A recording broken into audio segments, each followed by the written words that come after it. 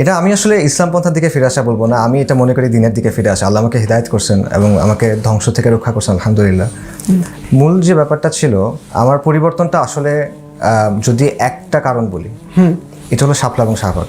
যদি একটা কারণ বলি, সো বেসিক্যালি আমি আমাদের যেটা হয় যে আমাদের ফ্যামিলিতে এই সোশিও ইকোনমিক ক্লাসের ফ্যামিলিগুলো বেশিরভাগই এরকম হয় যে তারা ইসলাম বিদ্বেষী না বা ইসলামের বিরুদ্ধে এমন না বা ধর্মভীরুও বলতে পারেন। আমার আম্মু যেমন আলহামদুলিল্লাহ উনি অনেক, আমি দেখতাম যে অনেক ইবাদত করতেছেন, দোয়া দরুদ পড়তেছেন, কোনো সমস্যা হলে এতবার এই দোয়া পড়া, এই ব্যাপারগুলো অনেক ছিল এবং এটা একটা প্রভাব ফেলছে আসলে, এবং আল্লাহ তাকে নেক হায়াত দান করেন এবং উত্তম জাযা দান করেন। কিন্তু ফাংশনালি ফ্যামিলিগুলো আসলে সেকুলার, মানে তাদের চিন্তা ভাবনা, সমাজকে নিয়ে চিন্তা, রাষ্ট্র নিয়ে চিন্তা, সবকিছু নিয়ে চিন্তা। এটা সেকুলার না, ইসলামের ব্যাপারে উদাসীন। সেকুলার বলা এটা ভালো যে ওইখানে ইসলাম নাই, আচ্ছা এইভাবে বলি আমরা যে ফাংশনালি ওই জায়গাটাতে ইসলাম নাই। কারণ সেকুলারের যে এই জিনিসগুলো থাকে না, সেকুলার একটা স্পেসিফিক ডেফিনেশন আছে, ওই জায়গা থেকে এটা বেটার হবে অ্যাকচুয়ালি, যে ফাংশনালি ওইখানে একটা ছোট ডোমেনের বাইরে ইসলামকে নিয়ে তারা চিন্তা করতেন না। এবং ইসলামের বিভিন্ন বিধানও আসলে আপনি দেখবেন যে এই সোশ্যাল ক্লাসের যে ফ্যামিলিগুলো আলটিমেটলি তারা আসলে এটা চিন্তা করে না। দোয়া দৌড় পড়তেছে হয়তো বা, কিন্তু মনে করেন হয়তো হিজাব নাই, কথার কথা, এরকম অনেক কিছু আর কি। সো আমি ওই ব্যাকগ্রাউন্ড থেকে আসা, খুব দ্রুত নামাজটা পড়ে সিরিয়াল দেখতে বসা, এরকম, রাইট, হ্যাঁ। তো আমি ওই ব্যাকগ্রাউন্ড থেকে আসা, কিন্তু আমি আরও অনেক দূর চলে গেছিলাম। আমি জাহেলিয়াতের একদম কি বলা যায়, চূড়ায় বলতে পারেন বা একদম খাদে বলতে পারেন, যেটা বলতে চান, এটার মধ্যে ছিলাম। আমার গান বাজনার সাথে খুব ইনভলভ ছিলাম। এটা কিভাবে হলো আপনার?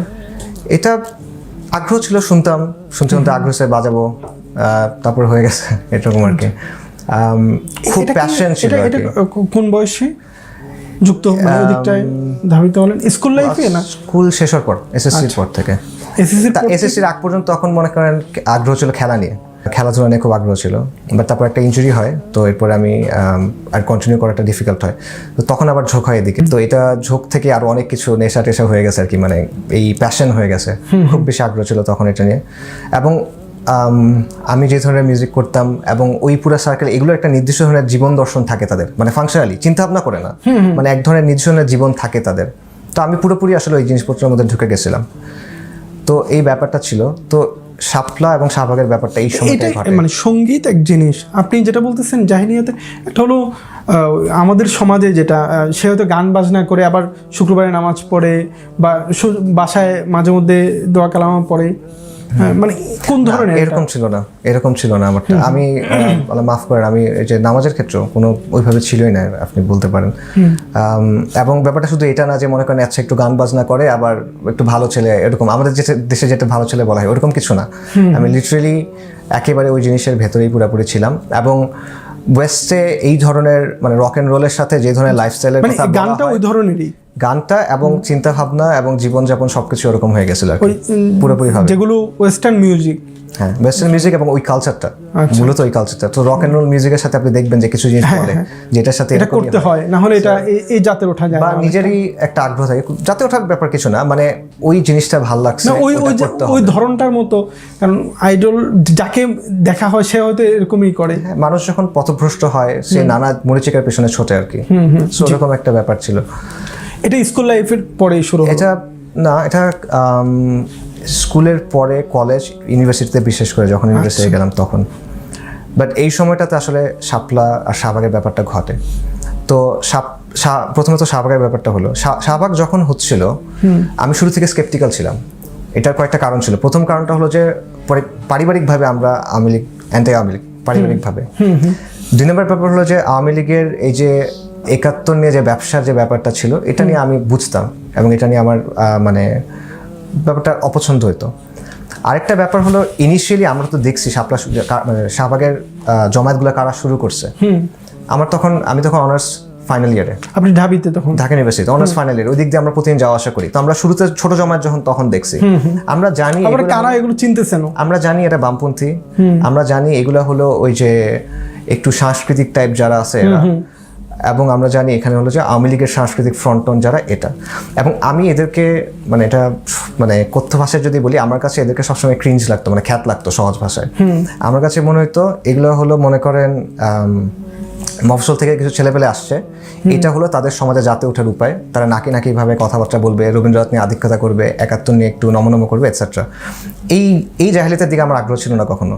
আমার চিন্তা হলো যে মানে আপনি যদি গাড়ি কিনেন, আপনি মিৎসুবিশি কিনবেন না আপনি ল্যাম্বরগিনি কিনবেন। তো আমার চিন্তা হলো আমি জাহিলিয়াত নিলে আমি ভারত থেকে, ইন্ডিয়া থেকে এই জাহিলিয়াত নিয়ে কি করবো? একেবারে আমেরিকা আমি সবচেয়ে ভালো জাহিলিয়াত যেটা ওটা নিব, মানে কাটিং এজ জাহিলিয়াত নিব, এটা আর কি। সো এইটার প্রতি আমার আগ্রহ ছিল না, আর যে ব্যবহারগুলো বললাম। সো এবং ওই সময়ে আমি একটা লেখাও লিখছিলাম ফেসবুকে। আমার ওই আইডিটা ডিসেবল হয়ে গেছে 2014-তে। আমি একটা নোট লিখছিলাম, তখন নোট লেখা হয়তো অনেক, আমি ইংরেজিতে লেখালেখি করতাম তখন। একটা নোট লিখছিলাম, why I am not at Shahbag square, কেন আমি শাহবাগ স্কোয়ারে গেলাম না বা যাবো না, এরকম আর কি। এবং তখন কিন্তু ওই যে তাহরির স্কোয়ারের কপি করে এটাকে শাহবাগ স্কোয়ার, প্রজন্ম চত্বর ইত্যাদি বলা হচ্ছিল। তো ওই সময় আমি এটা লিখছিলাম এবং আমি নানা কারণ আমি বলছিলাম যে এটা এই কারণে আসলে এটা তখন মানে আপনি এভাবে মানে আপনার ওই জগতের মধ্যেই আছেন। হ্যাঁ, কিন্তু আমার মধ্যে ওই যে আই হিট পলিটিক্স টাইপের ব্যাপারটা ছিল না আমার কি। মানে আমি ধরেন আন্তর্জাতিকভাবেও বা দেশে কি হয় মোটামুটি জানার চেষ্টা করতাম, খুব যে আগ্রহ নিয়ে এমন না, বাট মোটামুটি জানার চেষ্টা করতাম, এটা আর কি। তো এটা তো ছিলই। পরবর্তীতে যেটা হলো, ব্লগারদের ব্যাপারে কিছু কিছু জানতাম। ওই সময় যারা অনলাইনে অ্যাক্টিভ সবাই মোটামুটি জানতো যে কিছু কিছু ব্লগার আছে, ব্লগগুলোতে আল্লাহ রাসূল সাল্লাল্লাহু আলাইহি ওয়াসাল্লাম এবং উম্মাহাতুল মুমিনিন রাদিয়াল্লাহু আনহুম আজমাইন, তাদের ব্যাপারে অনেক খারাপ কথা লেখা হয়, বাট এটার এক্সটেন্ট সম্পর্কে আমার আইডিয়া ছিল না। কিন্তু শাহবাগ যখন জমে উঠলো, আপনার নিশ্চয়ই মনে আছে যে 10-12 এই তারিখের দিকে, ফেব্রুয়ারি, লেখা তখন ভাইরাল হওয়া শুরু হয়। আমার মনে আছে একটা আইডির লেখা ছিল, ব্লগটা সম্ভবত আমার বাংলাদেশ, সো ওখানে একদম সব কম্পাইল করা ছিল। তা আমি যখন ওটা পড়লাম, আমার কাছে প্রচণ্ড একটা ধাক্কা লাগলো। আমি কিন্তু তখন মানে হারামের মধ্যে এবং সালাত আদায় করি না এরকম, কিন্তু এই জিনিসটা মেনে নেওয়া পসিবল না, হচ্ছে না যে রাসূলুল্লাহ সাল্লাল্লাহু আলাইহি ওয়াসাল্লাম এবং উম্মাহাতুল মুমিনিন তাদের ব্যাপারে এভাবে আক্রমণ কীভাবে হয়। এবং আমি যেটা করছিলাম, আমার যারা ক্লাসমেট ছিল, আমার মিউজিশিয়ান সার্কেল যারা ছিল, তাদেরকে আমি লিঙ্কটা পাঠাচ্ছিলাম। আমি পাঠায় বলতেছিলাম, দেখো ওরা যে দাবি করতেছে এটা ভালো না খারাপ এটা পরের কথা, কিন্তু এরা হলো ওই গণজাগরণ মঞ্চের অর্গানাইজার এবং এরা এইভাবে রাসূলুল্লাহ সাল্লাল্লাহু আলাইহি ওয়াসাল্লামকে নিয়ে কথা বলতেছে।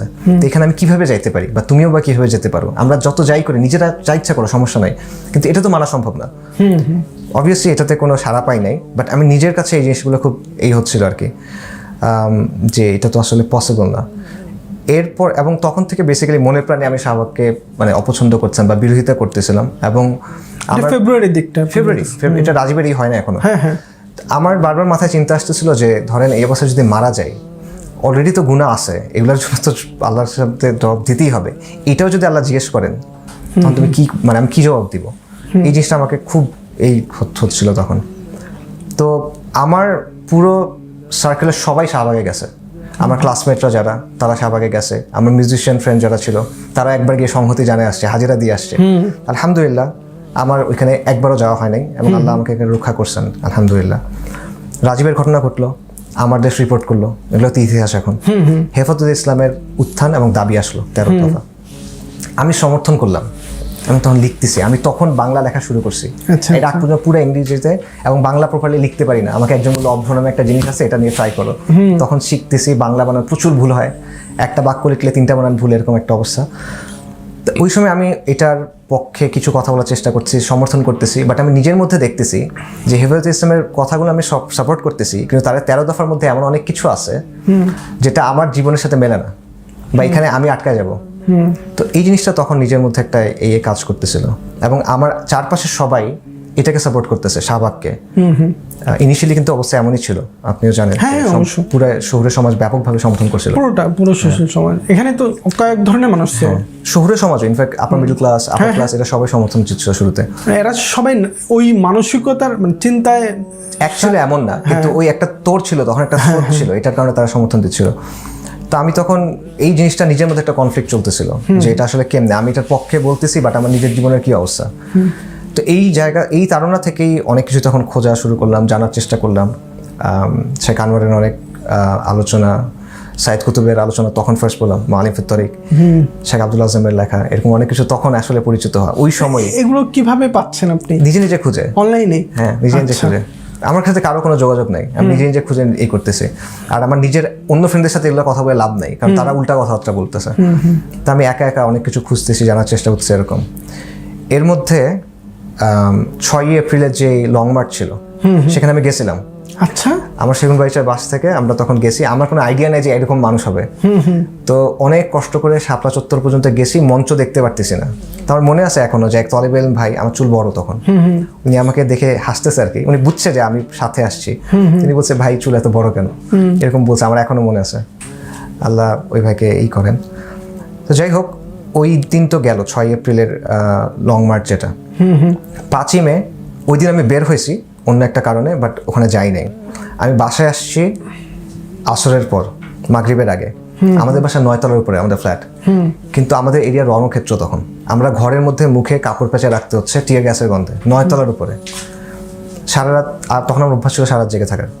সারা রাত জেগে আসি এবং আমি শব্দ শুনতেছি, ফায়ারিং হচ্ছে, এই সব কিছু শব্দ শুনলাম। সকালে উঠে